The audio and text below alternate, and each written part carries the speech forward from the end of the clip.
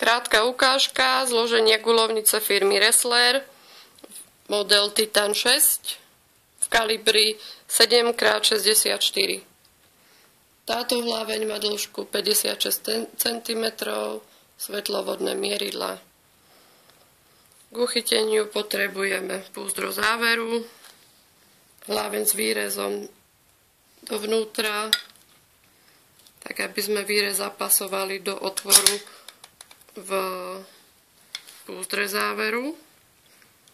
Teraz dotiahneme poistka v najvrchnejšej polohe, záverom dotiahneme, hlaveň sa vybrať nedá, je zafixovaná, dotiahneme imbusovým kľúčom. Niekedy sa stáva, že zákazníci to dotiahnu príliš veľmi a záverom sa nedá pohnúť. Nie je to chyba zbrane, len malinko treba šrouby uvoľniť. My použijeme jednu z troch pažieb. Štandard, exkluzív a lux. My dáme exkluzív. Všetky pažby sú orechové.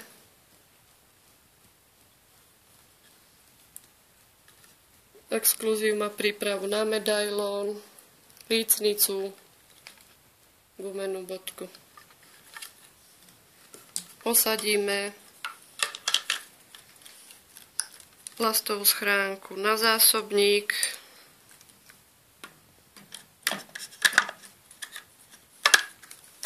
Zbraň sunieme dovnútra.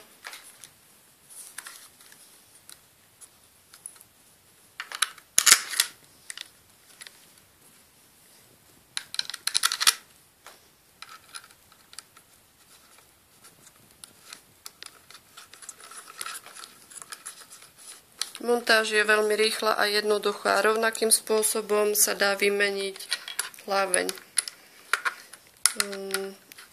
Guľovnice Ressler sú delené do rôznych skupín a v rámci skupín stačí vymeniť len hlaveň. Vtedy sa dá použiť rovnaký zásobník aj rovnaký záver. Dotiahnuté založíme plastové krytky.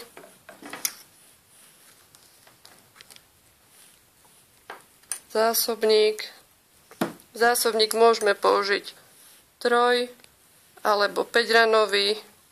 My si teda ukážeme 5-ranový, lebo stroj býva dodávaná štandardne. Guľovnica Titan 6, 7x64, svetlovodné mieridla.